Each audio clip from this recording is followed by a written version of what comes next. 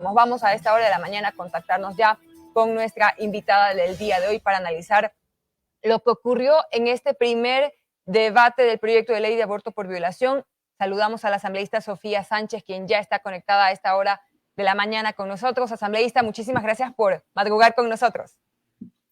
¿Cómo están? Muy buenos días. Un gusto poder estar con ustedes y contarles pues todo lo que está pasando en la asamblea con respecto a este tema. Cuéntenos precisamente, ¿qué ocurrió el día de ayer?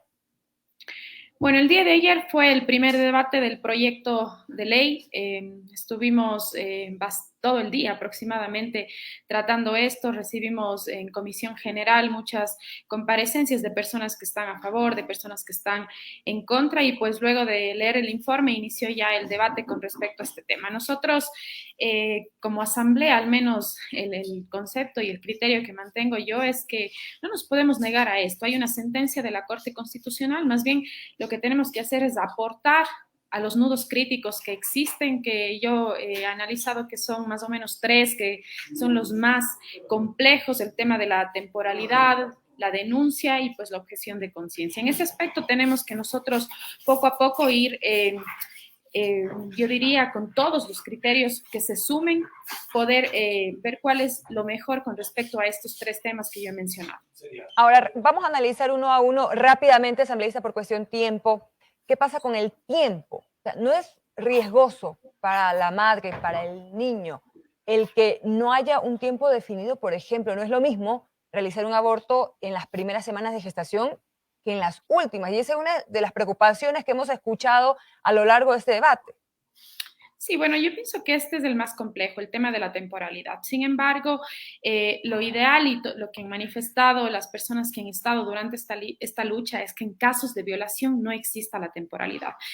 Yo sé que esto no se va a aceptar en la asamblea, no va a ser bien visto por la ciudadanía acá en nuestro país, lamentablemente. Sin embargo, yo en las aportaciones que hice a este primer debate pienso y lo más conveniente creería es que exista una diferencia entre las niñas menores de 18 años y las mujeres ya adultas, que ahí se marque la diferencia en cuanto a la temporalidad. Claro que va a ser riesgoso que se practique un aborto después de las 16 semanas, incluso la Organización Mundial de la Salud dice que después de las 20 existe ya un riesgo bastante alto para la mujer, entonces en ese aspecto sería un tanto peligroso. Sin embargo, esto tienen que armarse una mesa técnica con especialistas en el tema, pero que no solo se tome en cuenta el tema médico, sino también el aspecto social, psicológico de las víctimas. Recordemos que no estamos aprobando el aborto, lo estamos despenalizando, porque una mujer que era violada anteriormente y no decidía decidía interrumpir el embarazo, en ese aspecto iba a ser criminalizada, iba a ir a la cárcel. Entonces, eso es una completa discriminación que existía aquí en nuestro país y que eran las mujeres revictimizadas. Entonces, eso de una manera favorable, la Corte ya decidió. Nosotros no nos podemos oponer en la Asamblea porque esto ya es una ley que fue enviada por la Defensoría, y lo que tenemos que hacer es analizar estos puntos críticos para darle viabilidad a esta normativa. Ahora, asambleísta, ¿qué cifras maneja usted precisamente esas mujeres que han sido judicializadas, que han tenido que guardar prisión por haber decidido abortar? Bueno, existe un alto índice de violencia acá en nuestro país. Justamente la provincia a la cual pertenezco, el Azuay, es una de las provincias con un alto índice, no solo de femicidios, sino de violencia sexual. El problema es que no muchas mujeres lo denuncian. Entonces, ahí está el problema que nosotros tenemos y lo mucho que se ha comentado el día de ayer, ¿no? Porque no existe la pena de muerte para los violadores, porque existe sí ese castigo para las mujeres y obviamente para el niño que vendría en camino. Entonces, en ese sentido, nosotros creemos que las cifras son sumamente altas, son alarmantes. Existe más del 42% de temas, del 100% de violencia, el 42% son niñas violadas. El Ministerio de Salud también tiene más o menos entre el 2019 y el 2020, de los datos que se tienen, 592 denuncias por violencia sexual. Entonces, en este aspecto, yo sin duda alguna creo que las cifras son alarmantes en nuestro país y nos tiene que preocupar las víctimas, las niñas, las mujeres que han sido violentadas. Es ahí donde está la protección de esta sentencia de la Corte Constitucional, y nosotros lo que tenemos que hacer es viabilizar esto. Pero, asambleísta, voy a tomar sus palabras. Hay que proteger a las víctimas.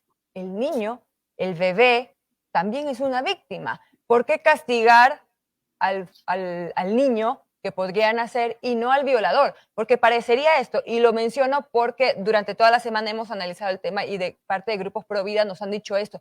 ¿Por qué no castigar al violador, al agresor? ¿Por qué al niño, que también es víctima?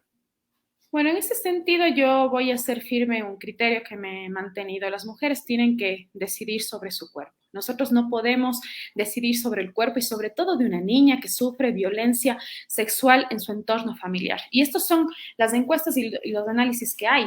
Las niñas que sufren violencia sexual en los sectores rurales, en los sectores marginales de nuestro país, son violentadas por sus mismos familiares y ellas son quienes tienen que decidir. Yo no creo que sería justo que una niña de 11, 12 años sea madre, cuando la niña tiene que jugar, cuando la niña tiene que todavía estudiar. Es sumamente polémico el tema, es sumamente delicado, hay varios criterios en ese sentido. Muchos manejaban, bueno, ¿y por qué no la pena de muerte para los violadores? Y eso es algo que se tiene que llegar a debatir, pero en otra normativa. Ahorita lo que nosotros tenemos que hacer es cumplir lo que dijo la Corte Constitucional. Más allá de eso, van a haber muchos criterios como el que usted acaba de mencionar, pero eso no dijo la Corte Constitucional. La Corte Constitucional protege a las niñas, mujeres víctimas de una violación y eso es lo que hoy estamos tratando. No, y vuelvo y repito, porque eso sí tiene que quedar claro para la ciudadanía, no estamos aprobando el aborto, lo estamos despenalizando. Estamos de una u otra forma generando esa protección para las víctimas y que las mismas no sean criminalizadas, porque yo creo que no es justo que una niña, una mujer que decida interrumpir el aborto por violación tenga que estar en la cárcel. Eso realmente es algo que no se puede aceptar y las mujeres tienen ese derecho a decidir, las mujeres, las niñas que han sido víctimas de violación. Entonces, en ese sentido, Ahora, más allá, los otros temas no están en discusión. Nosotros como asamblea tenemos que cumplir lo que dijo la Corte Constitucional y en eso se debe enmarcar este debate y los aportes que hagamos para que ahora regrese la normativa a la comisión y luego pase a segundo debate. ok, asambleísta, también quisiera analizar otro de los nudos críticos, por ejemplo, que no se necesitará una denuncia en la fiscalía para poder acceder a un aborto. Esto, también escuchando diferentes posturas de grupos pro vida, no abriría la puerta para que cualquier mujer que sin haber sido violada vaya a un centro de salud, a un hospital y diga simplemente, fui abusada sexualmente y quiero un aborto. ¿No haría esto que cualquiera pueda acceder a, a un aborto?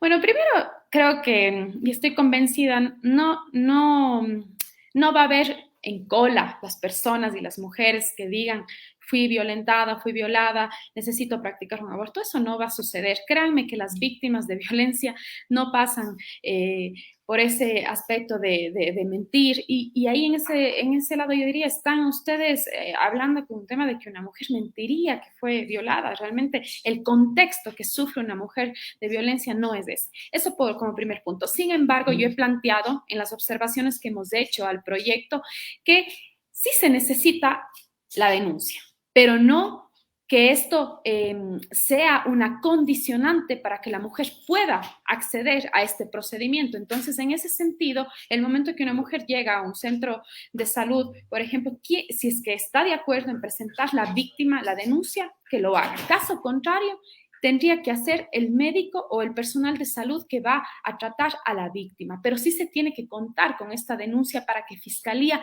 actúe y se siga el procedimiento correspondiente. En ese sentido, nosotros hemos planteado estas dos opciones. Si es que la víctima decide hacerlo, que lo haga con el personal de la salud, para lo cual se está también emocionando y planteando, pues, que se incluya una disposición transitoria, la misma que diga que en un plazo no más de 90 días el Consejo de la Judicatura tiene que implementar un sistema y capacitar al personal de la salud para que mediante en línea puedan hacer ellos enseguida la denuncia, que pase a la Fiscalía y luego se haga llegar todas las pruebas correspondientes. Recordemos que esto entraría primero a una investigación, a una indagación por parte de Fiscalía, tiene que contar con todas las pruebas, pero sí debe existir esta denuncia, incluso para que se siga el procedimiento correspondiente con la persona que causó ese daño. Entonces, desde mi punto de vista, sí debe haber la denuncia. Pero en ese Asambleísta, y sentido, finalizo con eso y le pido una respuesta muy corta porque se me acabó ya el tiempo para el noticiero. ¿Cuándo se volvería a tratar nuevamente este tema en el Pleno Legislativo?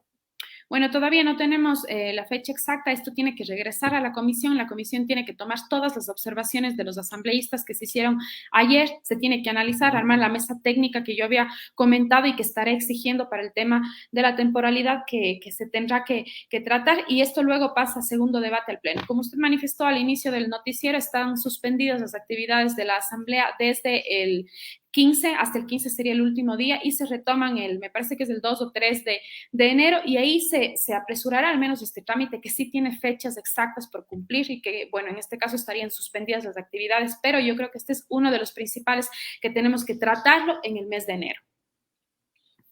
Muchísimas gracias, asambleísta Sofía Sánchez, por habernos acompañado esta mañana. Gracias a ustedes.